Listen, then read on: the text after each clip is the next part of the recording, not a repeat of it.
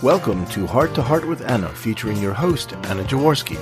Our program is designed to empower the CHD or congenital heart defect community.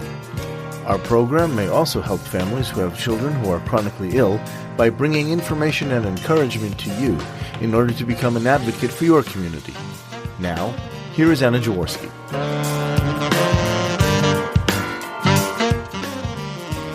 Welcome to Heart with Anna. We just finished Season 10, and we're gearing up for Season 11, which will feature Heart Warrior siblings.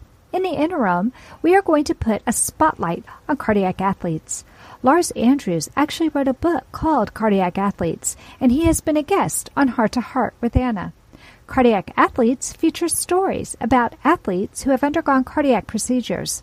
Some of the athletes were born with congenital heart defects, and some had acquired heart disease. Today, and for the next several weeks, we will be meeting some of these cardiac athletes. So, welcome to Heart with Anna, Lisa Johnson. Thank you for having me. Well, I'm so excited to be talking to you today, and your story is going to be completely different than last week's story. So let's start by having you tell us about your heart condition. Well, you're right. My story is pretty unique. Basically, I've been an athlete my whole life, but the sports I was into were never really, how do you put it, long distance sports. That wasn't really my thing. So running and stamina events were not my cup of tea. But thankfully, Lars allowed me to join Cardiac Athletes and welcomed athletes of all different varieties. And last summer, August 16 was actually when my cardiac event occurred officially. I, at that time, was training Olympic weightlifting and CrossFit. Prior to that, had done a variety of sports my whole life, from everything from gymnastics to MMA to CrossFit and Olympic weightlifting. Okay, and for those of us who are listening who are not real athletes like me, can you explain what MMA and what CrossFit mean? Sure. MMA is mixed martial arts. What that means is basically it's a combination of boxing and wrestling. And it's a full contact cage match, basically. Things you can watch on TV that exhibit that are things like UFC fighting. I did that until acquiring a severe injury to my lower right leg from an opponent, which required multiple surgeries. So oh, no. Yikes. Had to put that on the back burner as a mom. Couldn't really keep up with that. But then on CrossFit, which is more high intensity, short bursts of high intensity movements. So what that is are shorter workouts, but they're very high in intensity, and they incorporate cardio, vascular things, running, for example, but shorter distances than most of my fellow cardiac athletes, and weightlifting and gymnastics movements. So kind of a triad of things that we do. Okay. Yeah, so I was doing mostly focused on Olympic weightlifting last summer, and, had been feeling kind of off, but didn't think too much of it as I felt off before in my life. What do you mean, Lisa, by you had felt off before? What exactly do you mean?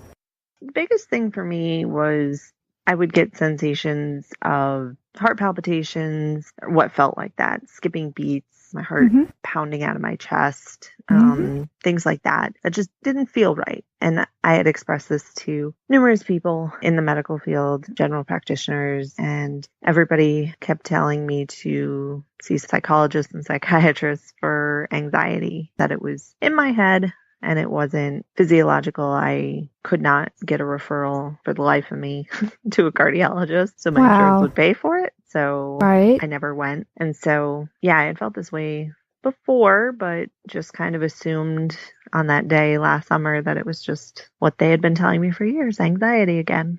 And so I, left training and I went and took my kids to the pediatrician, and I was sitting in their office, and I have a Fitbit, which I love. Sometimes it gives inaccurate readings, but I was sitting there playing with it, and I'm like, wow, my heart rate's really fast. It's in the 180s.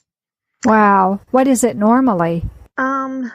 Prior to that, like at rest, it would be, 70s, 80s. Oh my gosh. So 180 is a huge difference. Oh yeah. And so initially I was like, well, it's probably a malfunction of the device.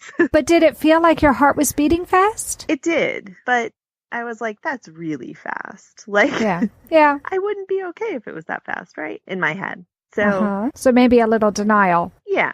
I mean, I was 32 last summer and an athlete, so I wasn't going to have an issue. Yeah. Who wants to think that? Okay. So you're kind of deciding maybe this isn't real, but there's this little voice in your head saying that I needed to get something looked at.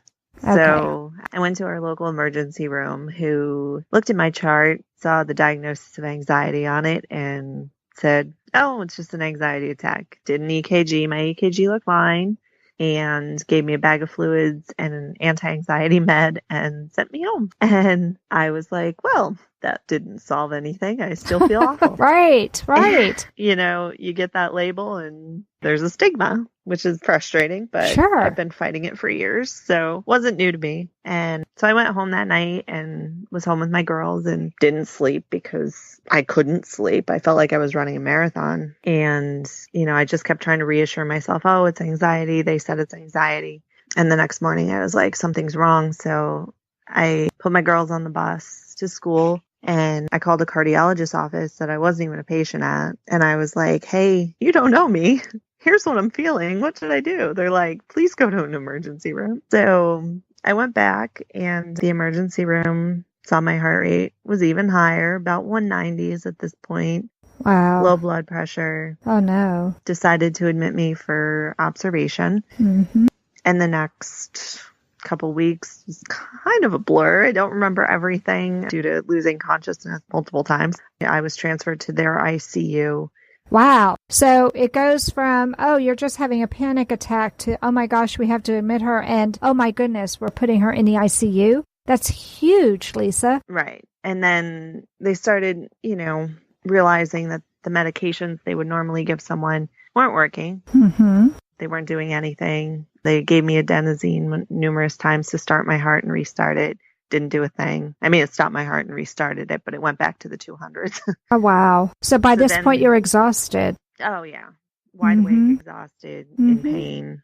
Sure. Felt like I was having a heart attack, but I wasn't. Okay. They decided at this particular hospital that they didn't know what else to do. So they transferred me via ambulance to another hospital, who admitted me to their ICU and eventually their CCU. And my heart rate was well above 220s. Oh, wow. Blood pressure kept plummeting, flatline 4 times, clinically dead once. Basically a mess. And the electrophysiologist came to see me, and he had told my parents, I'll probably be doing, an EP study tomorrow. Called them back like an hour later. I'm taking her down now. Wow. Because my troponin jumped because something was hurting my heart. And it wasn't a heart attack, but your troponin jumps, which most people may know. Your troponin jumps from any damage to the heart muscle. Okay. Nope, that was new to me. I didn't know that. So yeah, it's not just a heart attack indicator. It's also an indicator of any trauma to the heart muscle itself. Okay. So they took me in, and don't really remember a lot, except when I came out, he said it was very tough. Procedure it was very, very tough. There was a hole between the upper 2 chambers of my heart, and he said, in addition to that, the electrical wiring of my heart was just completely misfiring. Wow. Like, didn't know what it was supposed to be doing. Wow. And he said, most likely this had been going on for decades, potentially my whole life. Wow. Isn't it amazing that you were able to be a gymnast, and you talked to me about doing volleyball and the MMA and all of these different, it seems like more sprinting type events or not endurance, but the short burst of energy type events like the CrossFit, and you never passed out. You never... No. I had episodes of dizziness and high heart rate, but I had just been told so many times it's just your anxiety that I just finally gave in and said, all right, it's just anxiety, and stopped listening to my gut instinct, which was something was wrong. Right. So now we know you have an ASD. We know that your electrical system is off. So did they do surgery? Yes. They did an ablation, and they did a surgery not at the exact same time, but basically in the same time I was unconscious. They did both. Oh, wow. Okay. So surgery to close the ASD? Yes. Okay. And they, at a later date, once I was stable, inserted a link recorder, which monitors my heart rate and rhythm 24/7. It does not pace or shock me. Okay. but it's just a recorder. Right. So if anything crazy happens, somebody will catch it. Okay. But and so you don't have a pacemaker. You don't have an AED. No. Okay. It's in the discussion because we still don't know the root cause of all of this. And there's a lot of questions about what's happening. Sure. Since then, I've been diagnosed with dysautonomia, which is the way I tell people to think of it is it affects your autonomic nervous system and it's dysfunctional. Those are the ways to remember it. So basically, I have a dysfunctional autonomic nervous system. So everything your body does naturally regulates heart rate, blood pressure, temperature, all of that. Mine doesn't know how to do that real good anymore. Wow. And they don't know my why. Goodness. So do they think this is acquired or do they think it's congenital? They're leaning at this point to thinking that it is congenital. Okay. Because of the symptoms. Right. So have you been referred to a geneticist for genetic testing? I'm in the process of working on that with my EP at this time. All of this has happened basically in the last 12 months of my life. Wow. So it's been very uprooting. Yeah. It changed my whole life. Oh, yeah. You're in a whole new chapter of your life that is exactly really a huge awakening. Okay. So despite this, you consider yourself a cardiac athlete, which just blows my mind. So what does being a cardiac athlete mean to you, Lisa? I think for me, the biggest thing is that to me, being a cardiac athlete is you don't let the limitations stop you. That these are the cards you're dealt. And you can either choose to sit in a corner and do nothing, or you can choose to live your life and find a way to do things you enjoyed, which for me, athletics has always been my life. Right, so right. Find a way to do those, even if you have to pare it down. And initially, that's very hard to accept. I went through cardiac rehab, which was great because it's a confidence booster after being so scared. Sure, absolutely. But from there, it's like you kind of have to accept your new normal. And once you do that, being surrounded by other cardiac athletes, even if it is virtually through Facebook, it's phenomenal because everybody's been there. Everybody gets it and knows that, hey, it's hard to take that first step. It's hard to go back in the gym. It's hard to, try again and accept the fact that you're not necessarily going to be where you were, 2 years ago or a year ago, but that you can have sport in your life again. Well, I love that because I think there are a lot of people out there who are dealing with a lot of unknown quantities, just like you are. And I imagine you feel like you have to put the brakes on your life and just stop and reanalyze and prioritize. And I imagine for somebody like you who's been an athlete all your life, you get a lot of endorphins from exercising. That exercise feels good. That's part of what makes Lisa Lisa. You don't want to have to totally stop that forever. So I like the fact that you have this group of people who understands exactly what you're going through and who can encourage you and support you on whatever path you choose. Exactly. And a huge thing as well is that there are members in the group who range in age from, 18 to, 80 probably. Maybe even older, I don't know. But it helped me to see that, just because I, at the time was 32, I'm now 33, and no family history, don't ignore the signs and symptoms. Right. If you feel in your gut like something is weird or off, fight for you.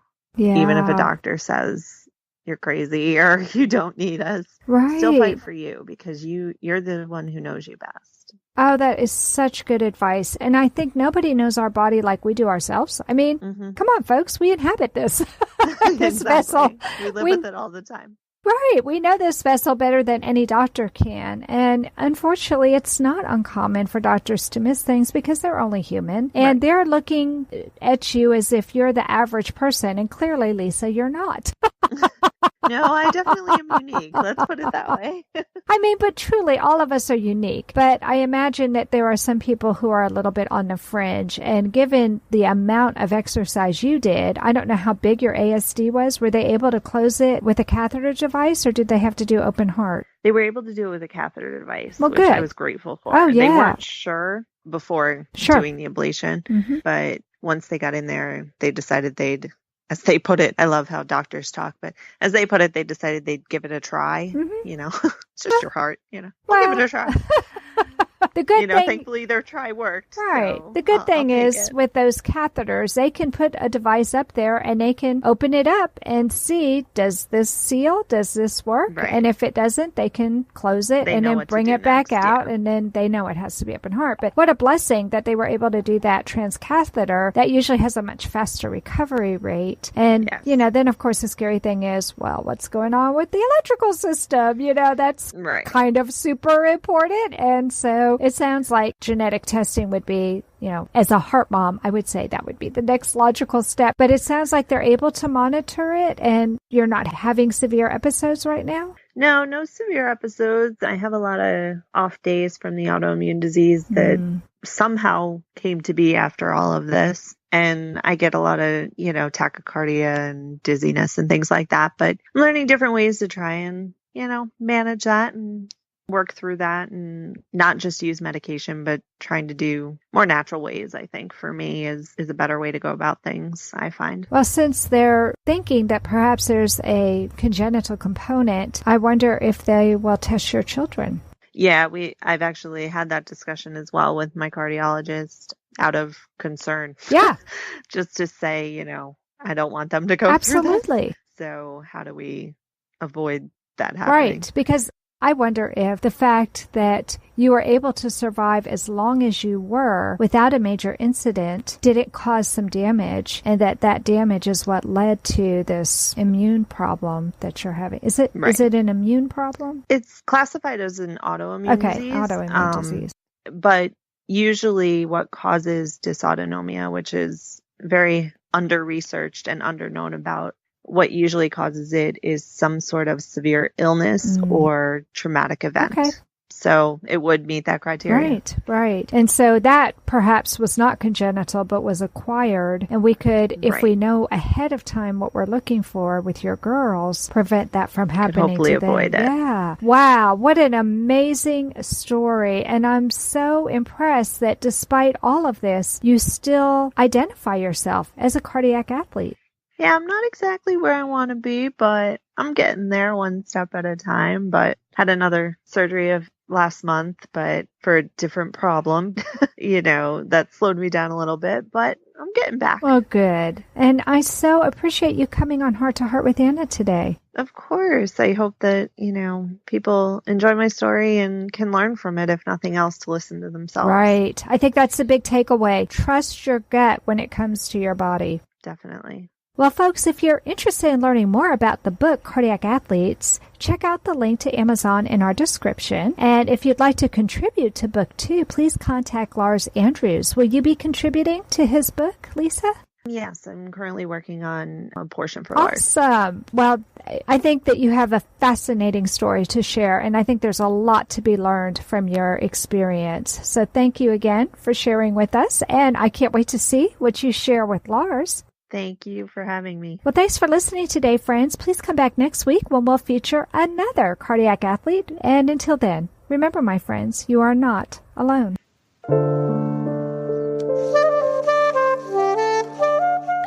Heart to Heart with Anna is a presentation of Hearts Unite the Globe and is part of the Hug Podcast Network.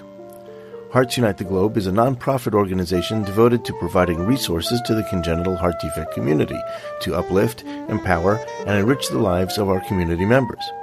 If you would like access to free resources pertaining to the CHD community, please visit our website at www.congenital-heart-defects.com for information about CHD, the hospitals that treat children with CHD, summer camps for CHD survivors, and much, much more.